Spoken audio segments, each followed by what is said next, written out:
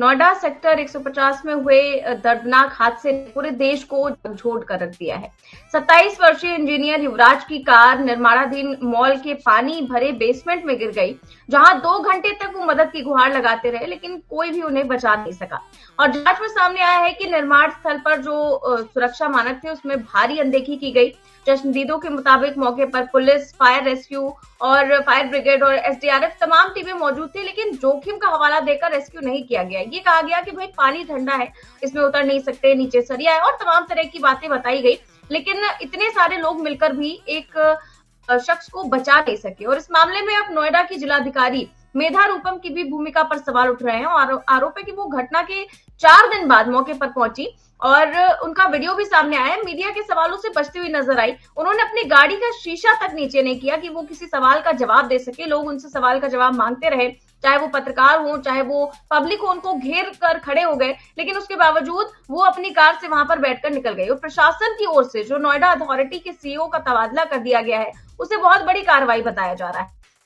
इस पर ये आखिरकार सवाल खड़े हो रहे हैं कि क्या जिलाधिकारी मेधा रूपम का भी इस्तीफा होगा, क्योंकि सबसे बड़ी भूमिका उनकी है और ये सब कुछ उनके अंडर में आता है। उसके बावजूद क्योंकि क्या इसीलिए उन्हें बचाया जा रहा है क्योंकि उनके पिता ज्ञानेश कुमार हैं, वो मुख्य चुनाव आयुक्त हैं, क्या इसीलिए उनका इस्तीफा नहीं लिया जा रहा है क्योंकि बाकी सबका तो तबादला करके पल्ला झाड़ लिया जा रहा है। मेधा रूपम पर कब कार्रवाई होगी, इसको लेकर निगाहें टिकी हुई है लोगों की। और सवाल यही है कि क्या ये सारी चीजें जो हो रही हैं वो लगातार ऐसी होती रहेंगी। देश में लगातार ऐसी घटनाएं सामने आती है जिसमें जवाबदेही किसकी होती है सबको पता होता है, लेकिन उसका इस्तीफा नहीं होता, उस पर कार्रवाई नहीं होती और लगातार हो रहे हादसों में जिम्मेदारी क्या तय होगी और क्या फिर नहीं होगी, और क्या आम नागरिक की जान की कीमत सिर्फ एक प्रशासनिक आदेश तक सीमित रह जाएगी, इस पर आज हम चर्चा करेंगे। और चर्चा में हमारे साथ मौजूद है professor किस्वामी sir.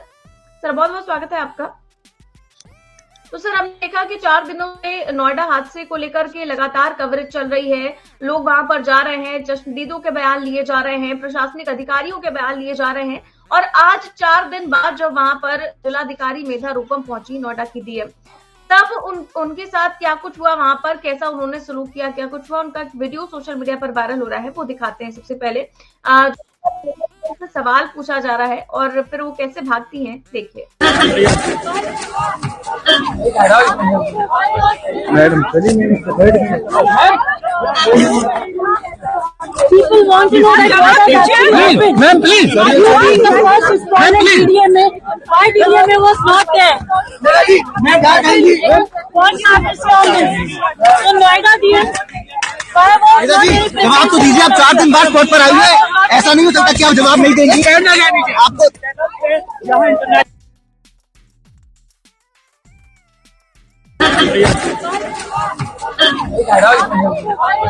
Madam People want to know that what has happened. Ma'am please. During the first respondent DDMA, why DDMA was not there? What happens on this? So Noida DDM, why was not there? जवाब तो दीजिए। आप 4 दिन बाद court पर आई है, ऐसा नहीं हो सकता कि आप जवाब नहीं देंगी। आपको तो सर, ये मेधा रूपम वहां पर पहुंचती हैं 4 दिनों के बाद इस घटना के, और वो 4 दिन उनको लग गए वहां पर पहुंचने में, और पत्रकारों ने घेरा तो चुपचाप बिल्कुल मुंह पर ताला लगाकर वहां से वो निकल गई। अब इस मामले में उनकी भूमिका पर सवाल खड़े हो रहे हैं और बड़ा सवाल ये भी है कि क्या प्रधानमंत्री मोदी इस मामले में किसी बड़े अधिकारी का इस्तीफा लेकर एक मिसाल कायम करेंगे, और क्या इनका इस्तीफा आपको लगता है कि होगा? ज्ञानेश कुमार की बेटी है ये। जय संविधान। देखिए निधि, इस बात का तो कोई प्रश्न ही नहीं उठता है कि इनका इस्तीफा होगा। इन पे कोई एक्शन मोदी जी चाहें भी तो नहीं ले सकते, क्योंकि ज्ञानेश कुमार गुप्ता जी के पास बहुत सारी ऐसी सूचनाएं हैं जो मोदी जी के लिए खतरनाक सिद्ध हो सकती हैं। और ये ज्ञानेश कुमार गुप्ता जी की बेटी हैं और डीएम नोएडा हैं, तो इनके ऊपर तो कोई कार्रवाई नहीं हो सकती। क्योंकि वास्तविकता यह है कि एक तो डिस्ट्रिक्ट डिजास्टर मैनेजमेंट टीम होती है, एक स्टेट डिजास्टर मैनेजमेंट होता है, एक नेशनल डिजास्टर मैनेजमेंट होता है, और डिस्ट्रिक्ट डिजास्टर मैनेजमेंट की रिस्पॉन्सिबिलिटी थी और वहां पे लोग पहुंच भी गए थे। अच्छा, जो नेशनल डिजास्टर मैनेजमेंट है या स्टेट डिजास्टर मैनेजमेंट है वो भी डीएम के कोऑर्डिनेशन में काम करता है। लेकिन मेरे ख्याल से अगर पता चलाया जाएगा जब ये घटना घटी तो डीएम साहब ने शायद फोन उठाने से इनकार कर दिया होगा, उन्होंने बात नहीं की होगी क्योंकि उनकी नींद में खलल पड़ता। तो देखिए इस बात की तो मेरे ख्याल से कोई संभावना नहीं है कि उन पर कोई एक्शन होगा क्योंकि वो ज्ञानेश कुमार गुप्ता की बेटी है। अगर वहां कोई ऐसा व्यक्ति डीआईएस वहां पे डीएम होता तो अभी तक तो उसको सस्पेंड और सब कुछ कर देते जिससे एक मैसेज दिया जाता। अब आप सोचिए उस पिता की दर्द को। और बल्कि मैं तो बहुत सारे वीडियो देख रहा था, निधि आपने भी देखा होगा, मनिंदर नाम का लड़का जो एक गिग वर्कर है उसने कूदा वो पानी के अंदर। जब डिजास्टर मैनेजमेंट वालों ने कहा, फायर ब्रिगेड वालों ने कहा कि इस ठंडे पानी में हम नहीं कूद सकते और इसके अंदर सरिये पड़े हैं, उसने अपनी जान खतरे में डालकर और ठंडे पानी में वो कूद गया और 45 मिनट तक वो पानी के अंदर रहा। उसने पूरी कोशिश की, कह रहा था 2 घंटे तक वहां पे वो लड़का कार के ऊपर लेटा रहा, बार बार गुहार करता रहा मुझे बचा लो। सारे उपकरण वहां पे उपलब्ध थे। रस्सी वहां पे 200 मीटर की नहीं थी, 200 मीटर की रस्सी होती तो उसकी जान बच जाती। नाव उनके पास थे, सेफ्टी मेजर्स उनके पास थे, इसके बावजूद कोई पानी में नहीं उतरा। तो डिजास्टर में क्या आप ठंडी और गर्मी देखते हैं? अगर बर्फ के नीचे कोई व्यक्ति दब जाए तो आप वहां देखेंगे कि बर्फ बड़ी ठंडी है इसलिए मैं इसे नहीं बचाऊंगा, और राजस्थान के अंदर कोई डिजास्टर हो जाए तो इसलिए नहीं बचाऊंगा, या आग से मैं इसलिए नहीं बचाऊंगा क्योंकि गर्म बहुत ज्यादा है। तो इस प्रकार के एक्सप्लेनेशंस का तो देखिए कोई मतलब है नहीं। अच्छा, वो लड़का मनिंदर ये बता रहा है उसके बाद जो मैंने वीडियो में देखा, मैं कोई अपने पास सूत्र नहीं है मेरे पास, जो मैं वीडियो में देखा उसने कहा कि पुलिस वालों ने उसको बुलाया। और देखिए जब ये बात आप बता रही थी कल के डिबेट में, मैंने कहा था इस लड़के को नाप देंगे। उस लड़के के बाद पुलिस थाने से फोन आता है कि साहब आपसे मिलना चाहते हैं। वो कहता है मैंने कहा कि आ जाइए, साइट पे आ जाइए, मैं यहाँ पे इस समय मौजूद हूं। लेकिन उसे कहा नहीं आप आइए, साहब तुरंत आपको बुला रहे हैं। वो पहुंचा, कहने लगा थाने के बाहर मुझे 4-5 पुलिस वालों ने घेर लिया और ये कहा कि देखो पुलिस वालों का नाम मत लेना, तुम्हें बाकी किसी का नाम लेना है ले, वरना तुम्हें तो हमारे साथ जीवन भर रहना है। ये तो निधि तिवारी वगैरह 4 PM में 2-3 दिन कार्यक्रम दिखाएंगे, उसके बाद बंद हो जाएंगी, फिर दूसरा कार्यक्रम हो जाएगा, उसमें चले जाएंगे और तुम्हें रहना हमारे साथ है। फिर उसके बाद उसके जो भारतीय जनता पार्टी के समर्थक लोग हैं, वो मनिंदर उस बेटे ने जिसने उनकी जान बचाने के लिए सब कुछ किया, उसी के ऊपर दोषारोपण होने लगा। और दोषारोपण होने लगा कि अरे यार, वो कहता है कि साहब गांव के अंदर कौन सा ऐसा परिवार है जहां पे पारिवारिक मन मुटाव के नाम पे 2-4 मुकदमे न दर्ज हो, लेकिन कोई सीरियस मामला है नहीं, चाचा और ताऊ और पिताजी के बीच की लड़ाई होती है, उसमें थाने में मुकदमा दर्ज हो जाता है, वो हो जाता है। लेकिन जिस व्यक्ति को पुरस्कृत करना था उस व्यक्ति की दुर्दशा हो रही है और पुलिस उस पर दबाव डाल रही है, कह रही है कि नाम मत लेना। अच्छा, वहां एक व्यक्ति और खड़ा हुआ है। अच्छा, आप ये भी देखिए निधि, कुछ ही दिन पहले वहां पे एक ट्रक गिरी थी और इसी गिग वर्कर ने उसको बचाया था। ये गिग वर्कर कह रहा है मैंने ही उस ट्रक वाले को बचाया था, लेकिन हमारे पास रस्सा था, रस्सा डाल के हमने ट्रक ड्राइवर को बचा लिया था। अच्छा, यहां पे वो गिग वर्कर और दूसरा व्यक्ति, वो भी गिग वर्कर है, 3-4 गिग वर्कर्स ने, बल्कि आज की तारीख में तो सारे पढ़े लिखे लोग गिग वर्कर ही बने हुए हैं, 12-13 हजार रुपए बचाने के चक्कर में और कमाने के चक्कर में। अब बाकी रोजगार तो किसी को मिल नहीं रहा है, तो यही है, सुबह सुबह मोटरसाइकिल में 4 बजे अपना दूध बांटते हैं बेचारे, डबल रोटी बांटते हैं, अंडे बांटते हैं और अपने जीवन के खर्चे। तो उन गिग वर्कर्स ने, जिनकी रिस्पॉन्सिबिलिटी नहीं थी, ठंडे पानी में कूद के उन्होंने जान बचाने का प्रयास किया। अच्छा, अभी तक, अब फिर वहां दिखा रहे हैं 2 बोट चल रही हैं साहब, और डिजास्टर मैनेजमेंट वाले पता नहीं अभी तक उस कार को नहीं ढूंढ पाए। अच्छा, मानी बात है कि कार, वो लड़का ये भी कहता है कार तो निकल आई है और वो भी 100 घंटे बाद में 4 दिन लग गए तालाब निकालने में। हाँ, तो मैंने जब रिकॉर्डिंग देखी थी उस समय तक नहीं मिली थी जी। अच्छा, उसके बाद वो ये भी बता रहा है 4 दिन बाद ये सब कुछ हुआ है। इतना ज्यादा खतरनाक तालाब नोएडा अथॉरिटी और बिल्डर की गठजोड़ से ये जो बना हुआ था, कीचड़ से भरा हुआ, गहरा, और इनकी मानसिकता देखिए, इतना समय लग गया उनको, क्राइसिस मैनेजमेंट का बेशर्मी की हद पार है कि 4 दिन लग गए उनको ये कार को ढूंढने के लिए। 4 दिन बाद ये सब कुछ हुआ है। इतना ज्यादा खतरनाक तालाब नोएडा अथॉरिटी और बिल्डर की गठजोड़ से ये जो बना हुआ था, कीचड़ से भरा हुआ, गहरा, और इनकी मानसिकता देखिए, इतना समय लग गया उनको, क्राइसिस मैनेजमेंट का बेशर्मी की हद पार है कि 4 दिन लग गए उनको ये कार को ढूंढने के लिए। नहीं नहीं, कार को छोड़िए, कार तो भाड़ में जाए। अरे बच्चे की जिसकी 27 साल की मौत हो गई और अपने पिता से गुहार लगाता रहा कि पिताजी मैं जीना चाहता हूं, मुझे बचवा दो, और वहां पे डिजास्टर मैनेजमेंट के लोग पहुंच गए। क्योंकि पहले वो पहुंचे, पुलिस वाले आए, तो वो खुद कहता है गिग वर्कर 50 साल के ऊपर के लोग थे, वो उनके पास कोई औजार भी नहीं था, कोई रस्सी भी नहीं थी, कुछ भी नहीं थी, इसलिए हमने फायर ब्रिगेड को फोन किया, डिजास्टर मैनेजमेंट वालों को फोन किया, वो पहुंच गए, तब भी कोई मदद नहीं की। मैं अमेरिका में एक अपने व्यक्ति से बात कर रहा, तो कह रहे थे कि अगर अमेरिका में होता तुरंत हेलीकॉप्टर आधे घंटे के अंदर आता और उसको लिफ्ट करा लिया जाता। अच्छा, ये भी वो बता रहा है गिग वर्कर कि वो जो कार थी वो बहुत तगड़ी स्पीड में नहीं थी, 100-200 किलोमीटर की स्पीड में होती कि वो घुस गई और 200-300 मीटर उछल के चली गई। वो कार 40-50 किलोमीटर पर आवर की रेंज में चल रही थी और वो धीरे धीरे उतरते हुए तालाब के अंदर गई। अच्छा, वो लड़का ये भी कह रहा है, गिग वर्कर ये भी कह रहा है कि जो भैया ये कंस्ट्रक्शन साइट है, ये एक बहुत बड़े बिल्डर की कंस्ट्रक्शन साइट है जिसकी पब्लिक लिस्टेड कंपनी है और अरबों करोड़ों रुपए का उसका प्रॉफिट है। वो कहता है मुझे मरवा देंगे ये। तो यहां तो मुश्किल ये हो गई ना, ये शूट द मैसेंजर, जो भी जाके शिकायत करे और इनको लगे कि हमारे विपरीत जा रहा है उसको मरवा देंगे, या अति मुक्तेश्वरानंद जैसे उनको अपमानित करेंगे। अति मुक्तेश्वरानंद जी के वकील ने जवाब दे भी दिया है। उन्होंने कहा 24 घंटे के अंदर जवाब मांगा था, शंकराचार्य महोदय ने कहा था 24 घंटे में जवाब दे दूंगा, उन्होंने जवाब दे दिया, उसमें साफ साफ लिखा हुआ है। अरे भाई, संत परंपरा के अनुसार स्वामी स्वरूपानंद सरस्वती जी महाराज ने अपनी विल 2017 में बनाई थी और अभिमुक्तेश्वरानंद जी को अपना उत्तराधिकारी घोषित किया था।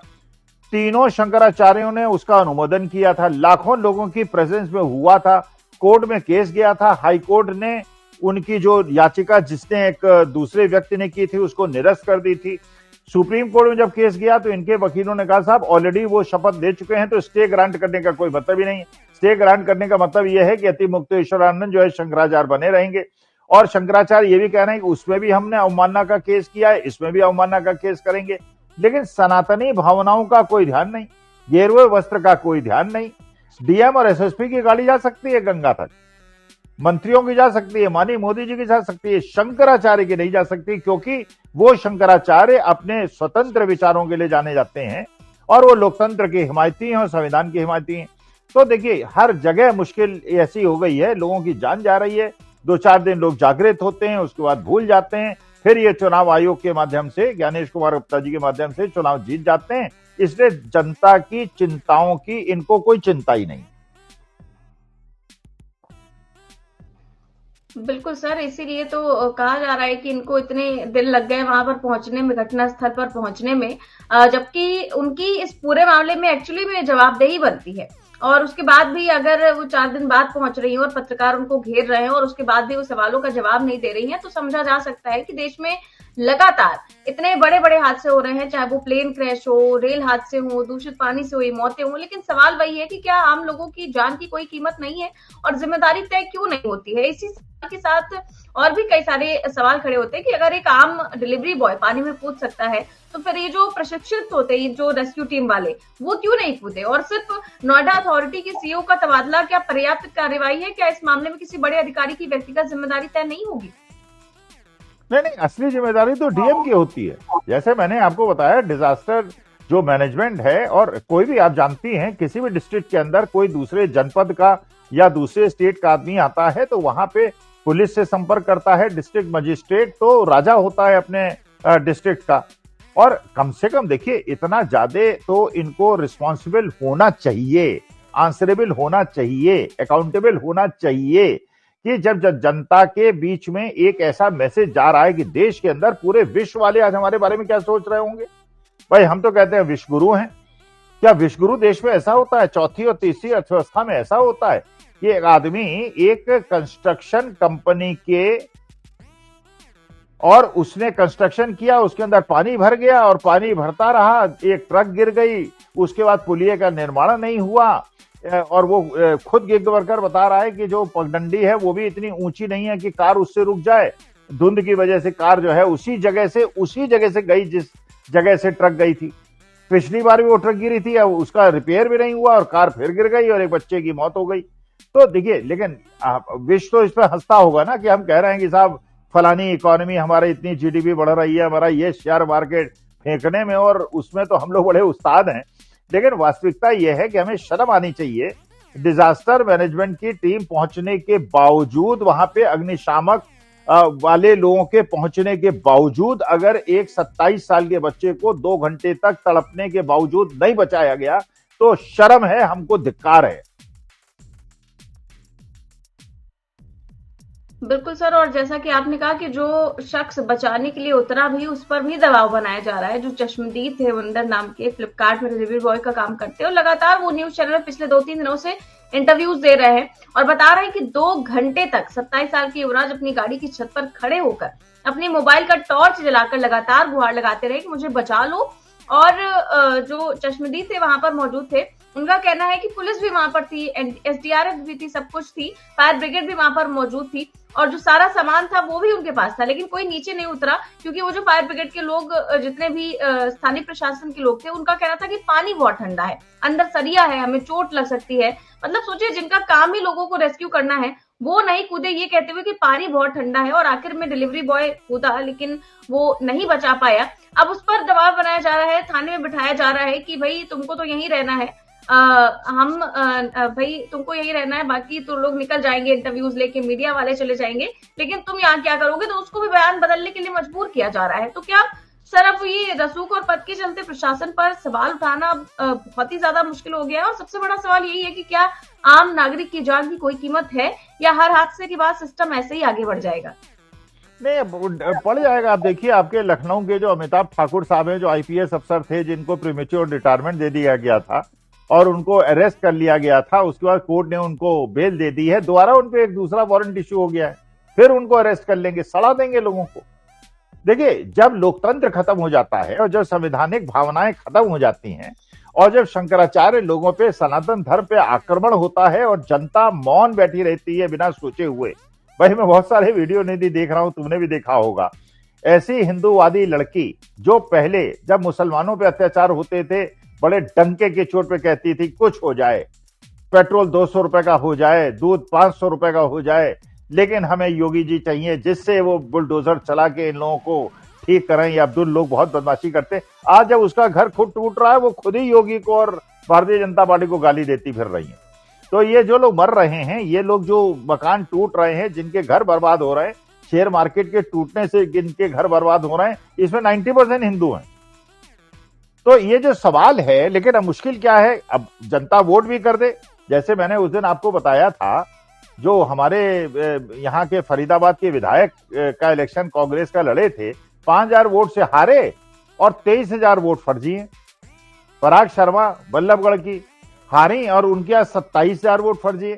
तो हर डिस्ट्रिक्ट के अंदर, हर कॉन्स्टिट्यूंसी के अंदर अगर 25-30,000 वोट जो है वो बना रखे हैं आपने फर्जी। अच्छा, कल एक गोदी मीडिया में और खबर चला रहे हैं कि साहब वेस्ट बंगाल में एक पिता के 25 बच्चे हैं, 50 बच्चे हैं और इसमें ममता बनर्जी दोषी। अरे भैया, ममता बनर्जी थोड़ी चुनाव वोटर लिस्ट बनाती है, वोटर लिस्ट तो चुनाव आयोग बनाता है। इसका मैंने ज्ञानेश कुमार गुप्ता जी कह रहे हैं कि राजीव कुमार अग्रवाल ने जो लिस्ट बनवाई थी वो गलत थी, तो राजीव कुमार अग्रवाल को समन करो।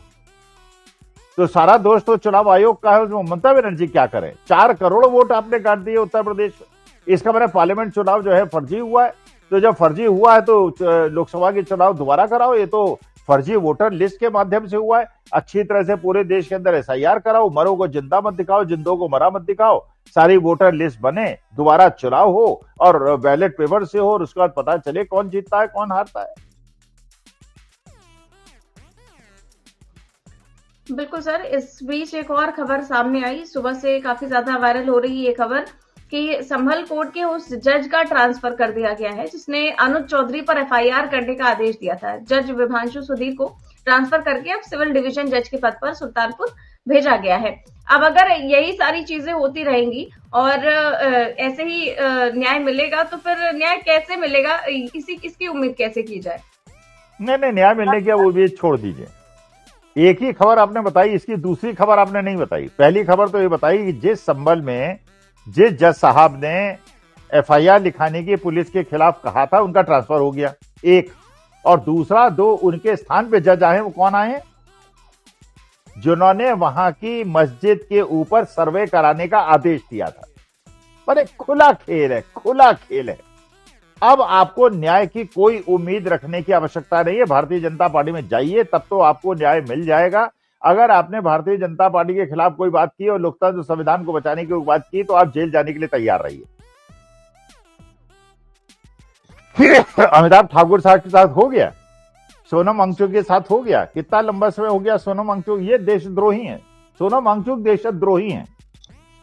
और जिसपे सुप्रीम कोर्ट ने भी आदेश किया है, जिन्होंने हमारे देश की कर्नल के ऊपर, सोफिया कुरैशी के ऊपर अभद्र टिप्पणी की, उस पर सरकार ने अभी तक कोई कार्रवाई नहीं की। देश के अंदर सीवर का पानी पी के लोग मर रहे हैं, कुछ नहीं। अहमदाबाद के अंदर इस गुजरात के बारे में हम सोचते थे, उसमें 30 फीट लंबी सीढ़ी नहीं है कि तीसरी मंजिल पे मरते हुए बच्चों को, जलते बच्चों को बचाया जा सके, और कूदते हैं और जल के मर जाते हैं क्योंकि सीढ़ी नहीं है। यहां पे जो नोएडा में कांड हुआ है उसमें सीढ़ी है। भाई देखिए, पुलिस की जिम्मेदारी नहीं, पुलिस के बाद ये सब चीजें होती भी नहीं। आप जानती हैं कि पुलिस के जीप में कोई सीढ़ी नहीं होती, कोई रस्सी नहीं होती, इस प्रकार। लेकिन डिजास्टर मैनेजमेंट के लोग वहां पहुंच गए, अग्निशामक वाले पहुंच गए, फायर ब्रिगेड वाले पहुंच गए। और फायर ब्रिगेड और ये डिजास्टर मैनेजमेंट वालों को तो बताया जाता है कैसे कैसे किसी की जान की रक्षा की जाए। 2 घंटे तक देखते रहे और बच्चे ने दम तोड़ दिया। तो देखिए, कहते रहिए आप हमें, ठीक है, I am proud of being Indian, लेकिन मुझे इस बात का बहुत कष्ट है कि हमारे देश के अंदर जैसे युवाओं के साथ हो रहा, वो गिग वर्कर बेचारा, उसकी क्या रिस्पॉन्सिबिलिटी थी? उसकी रिस्पॉन्सिबिलिटी थी ना, वो डिजास्टर मैनेजमेंट का आदमी है। बेचारे सुबह सुबह जो है सामान पहुंचाने के लिए दौड़ते रहते हैं, और जिन 3-4 लोगों ने बचाने की कोशिश की, सब गिग वर्कर्स हैं। और वो कहते हैं पिछली बार भी ट्रक के मामले में हम ही ने बचाया था, और उसे दंड मिल जाएगा, उसे अंदर कर देंगे। जैसे उन्नाव के केस में हुआ कि जिस लड़की ने किया उसी पे एफआईआर हो गई, उसके चाचा पे एफआईआर हो गई, उसके पिताजी पे एफआईआर हो गई, और सेंगर साहब मस्ती से घूम रहे। तो देखिए, चिंतित होने की आवश्यकता है, देश के लिए चिंतित होने की आवश्यकता है। अब इसके बावजूद अगर देशवासियों की आंखें नहीं खुलती हैं तो मैं क्या कर सकता हूं? मैं तो प्रयास ही कर सकता हूं, आप प्रयास कर सकते हैं, हम लोग प्रयास कर सकते हैं। लेकिन अगर लोग जागृत नहीं होते, लेकिन ये बात पक्की है, कोई छूटेगा नहीं, सब बचेगा नहीं कोई।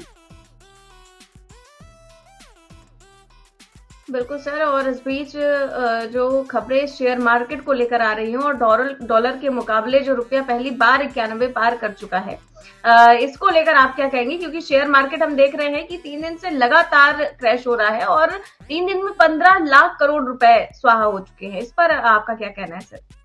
नहीं, देखो, सीधी सी बात है, फॉरेन इन्वेस्टर्स ने शेयर मार्केट से बहुत बुरी तरह से पैसा निकाला है। इतना ज्यादा पैसा निकाला है, मतलब एक प्रकार से विदेशी निवेशकों को भारत पे भरोसा नहीं रह गया है, हम कितना भी फेंकते रहे।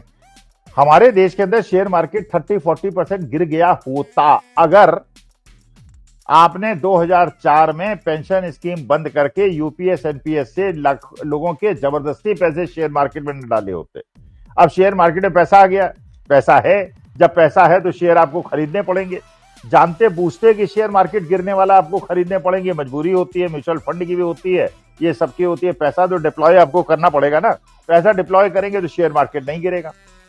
लेकिन देखिए, अच्छा, इंटरेस्ट रेट कम करते चले जा रहे हैं। अब आदमी जो है एफडी में पैसा कैसे बनाए? पहले 6-7%, 8% का इंटरेस्ट मिल जाता था, आदमी अपना सारा जो रिटायरमेंट कॉर्पस होता था डाल देता था, अपने घर के खर्चे चल जाते थे। इंटरेस्ट रेट आपने 5-5.5% कर दिया, तो बॉन्ड में पैसा नहीं लगा सकते, एफडी में पैसा नहीं लगा सकते। शेयर मार्केट का ये हाल है। अच्छा बताइए, कहां 58, कहां 91.50? 75 साल हो गए देश को आजाद हुए, 77 साल में इतनी डीप गिरावट। कल मैं गोदी मीडिया में था तो वहां पे भारतीय जनता पार्टी भी कहने लगी, साहब कोविड से कंपैरिजन कर लीजिए, इतना रिटर्न मिल गया। मैंने कहा कोविड से काहे कंपैरिजन कर ले भाई? तुम लोगों ने तो हमारे देश के बेटियों के बाप को मंगलसूत्र खरीदने लायक नहीं छोड़ा। 3 लाख रुपए का चांदी और 1.5 लाख रुपए का सोना। अरे मजाक हो गया भाई। इसका मतलब ये अमीरों के पास है केवल पैसा, वही खरीद सकते हैं, और गरीब तो अब अपनी बेटी के लिए पीतल का देगा और फिर ससुराल में जाके परेशानी होगी, क्योंकि बाद में पता चलेगा तो पीतल का गहना है। अरे किसके पास सोना रखा भाई? कौन आज की तारीख में बताओ, कौन मिडिल क्लास में? तो कल आपसे कह भी रहा था लाख रुपए महीने कमाने वाला भी अपना फ्लैट नहीं खरीद पाएगा। 1 करोड़ का फ्लैट है, सोना नहीं खरीद पाएगा। कोई गिग वर्कर बना रहेगा, हर आदमी 10-12 हजार रुपए कमाओ, 10-12 हजार रुपए कमा के ना बच्चों को पढ़ा सकते हो। यही भारतीय जनता पार्टी चाहती है कि लोग ना पढ़े ना समझें, और जहां उन्होंने संविधान की बात की, लोकतंत्र की बात की, तो उनको जेल के अंदर ठूंस दो।